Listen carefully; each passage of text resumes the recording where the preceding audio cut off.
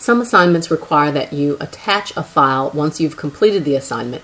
We've done this in a couple of assignments so far, once in the internet research where you had to attach picture files, and now in our software production tests we will be attaching the files after you've made the updates per the instructions. To attach a file, you go to the assignment where it's described. For instance, for the word processing production tests, we would go into Unit 8 and then to that assignment, Word 2007 production tests. You can either click that link for the assignment, or all of the assignments that require an uploaded file will also have a link at the bottom of the assignment that says View/Complete Assignment, and then it lists the name of the assignment. Either one of these links will take you to the same place. This will take you to a screen called Upload Assignment, and then you see the assignment name, Word 2007 Production Tests. You need to scroll down. The first section is Assignment Information. That just repeats the assignment as you saw it on the previous page. But you need to scroll down to Assignment Materials. That's the second portion. You may put comments. Comments are not necessary though, and if you do put comments that you want me to read, I may not be reading comments on different assignments, so this is not the place to put some important information for me. If you have something important to say about the assignment, you need to email it, but if you do want to put your name or the date or something like that in the comments, that's perfectly okay. Now, once you get ready to upload the file, this line here that says Attach Local File, that is the only line we're concerned with to upload the assignment. Do not address the second line where it says or copy file from content collection. That is not going to be used. So only the top line, the top browse button, is going to be used to upload the file. You click the browse button, that will open up a dialog box, and this will be slightly different if you have Windows Vista or Windows 7, but for the most part you'll be able to follow along with these guidelines.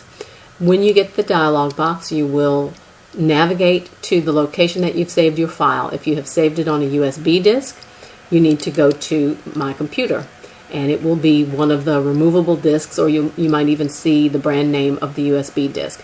You're probably familiar with that already if you've been using a USB disk for your assignments.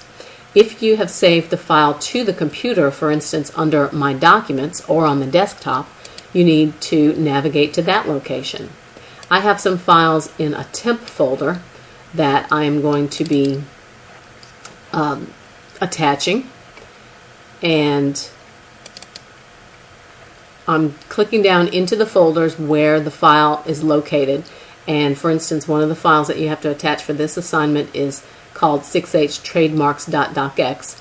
That is the file that I'm going to attach for this particular assignment. So I can double click that file, or I can click it once and then click the open button. You'll notice that the path of the file gets placed into the box next to the browse button.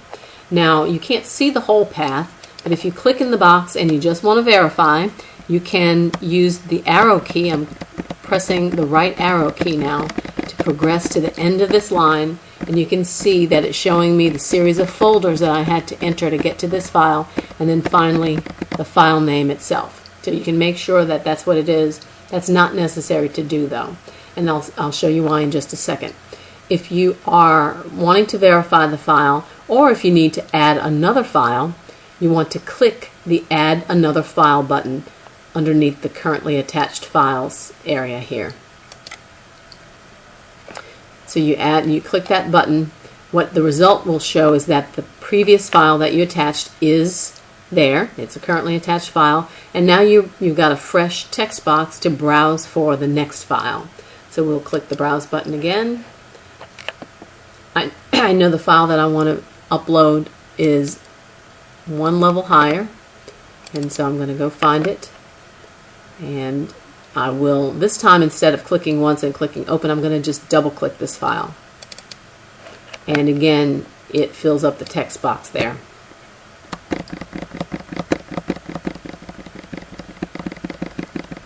Okay, so I've got the second file.